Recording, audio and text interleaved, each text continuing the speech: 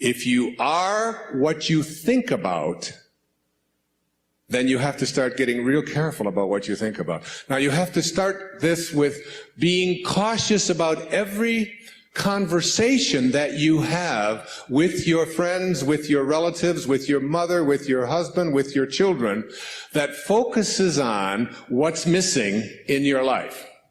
Because if you want to attract something into your life, something good, something grand, something godlike, something prosperous, something of well-being, health, whatever it might be, if you want to attract that into your life, but you're talking about what's missing and thinking about what's missing, and you understand that what you think about is what expands, you will continue to expand more of what's missing, and you'll continue to attract what's missing in your life. I never talk about what's missing in my life.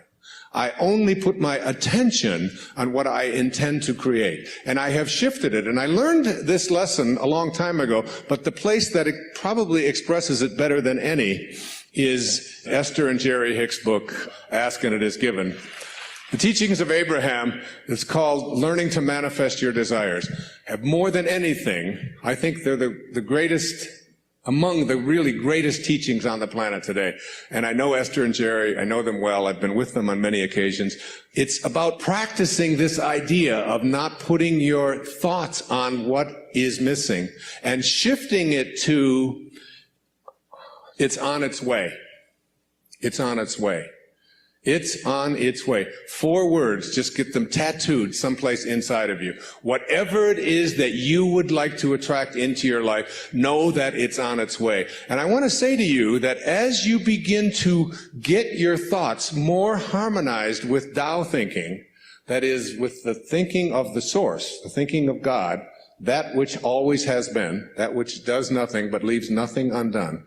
As you begin to more and more harmonize in this way, what happens is that you start elevating your thoughts so that the habit of how you think becomes more harmonized rather than a polarity with what you want to attract. It becomes harmonized with it, and it becomes your natural way of how you think all the time.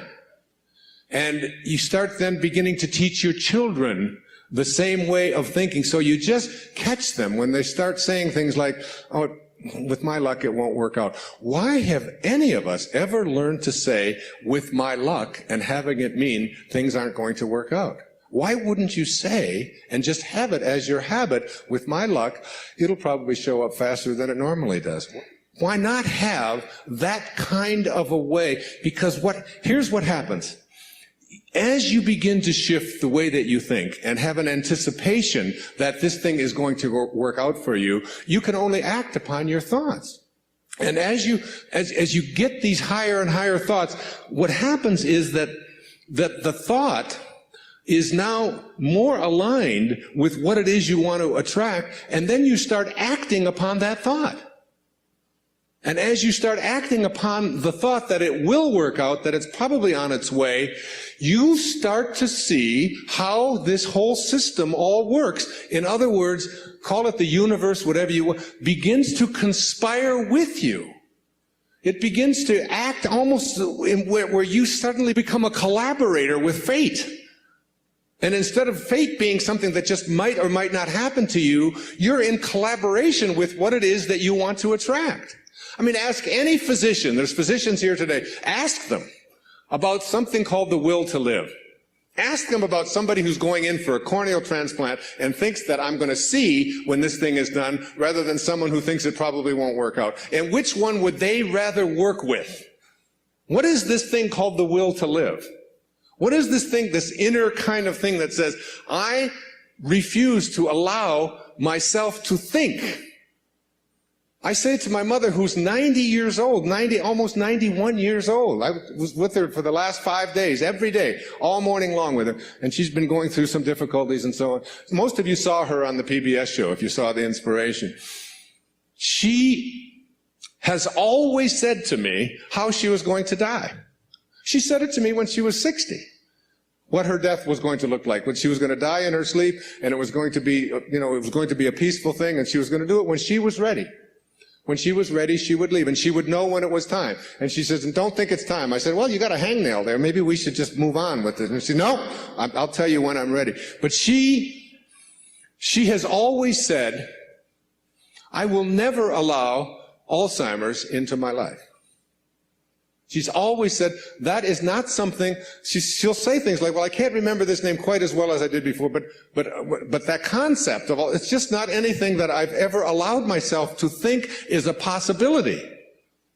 And I said to her, well, what if you're wrong? She'll say, well, who'll know the difference? And they've done research on this, in studies on gerontology, where what does your life look like from 60 plus? Versus what does your life look like from 60 down to into your 20s? That people who live a dynamic life into their 60s, 70s, 80s, and 90s, people who feel strong, who don't feel that getting older means that I have to in any way decline any place, physically or mentally. Getting older has nothing to do with the concept of declining. That when people are in their 20s and 30s and 40s and 50s, and this is their perception of what their life is going to be like when they're in their 60s, that those people have a much greater chance of not attracting the kinds of diseases that are so much age-related as do people who think of old as infirm and declining throughout their 20s, 30s, 40s, and 50s. That you change the way you believe about that and you say declining is not a possibility. I don't think about what's missing. You don't put your attention on what's missing. You don't tell other people about what's missing. And you don't tell other people about what you can't do and what isn't working and how terrible the world is. And the Tao teaches so much of it was written for leaders, people in positions of power. But I've translated all of that into your own level of leadership. And the great leaders are the ones who eschew violence. You have got to get yourself to a place where you don't allow yourself to have violent thoughts come into your consciousness. That means you got to watch the movies you're watching. That means the games that your children are playing, video games, have got to be monitored and removed when they have violence built into them. It means that you don't watch the news and you don't read the stories, endlessly reaffirming what a terrible place this world is. It is not a terrible place. It's a perfect place. It's a beautiful place. There are just some leaders who are connected to Tao and others who are not. And we can create the kind of world that we want to create when enough of us begin to say, not part of my consciousness. Nope, I don't buy gossip. No, I don't buy violence. No, I don't have anything to do with that. And you just turn the channel, you turn it off. I pick up a Time magazine when I get on a flight and I go through and I say, I won't read the stories that involve killing. I won't read this. I don't need to hear any more about any more people blowing themselves up. I don't need to continue to have that as a part of my consciousness because I want to be someone who radiates out God-realized thinking. That's what I want to do. And I can't do that if I'm constantly being imbued with that. So I just go through the pages, and usually I say, oh, just threw away another $4.95. There's nothing in it to read. Every once in a while, good story about maybe Tiger Woods or something, but by and large, there's not much in there. And you don't have to fill yourself with that kind of energy. So you don't put your thoughts on what's missing. You don't put your thoughts on what always has been. You don't put your thoughts on what others want for you, unless you want more of what others want for you to continue to show up into your life. So that if you're having conflicts with anybody that's out there, you don't have to put your attention on any thought that is out of harmony with the relationship that you would like to have. It doesn't have to be. You can have a love story replace a hate story by just changing your thoughts in any moment of your life.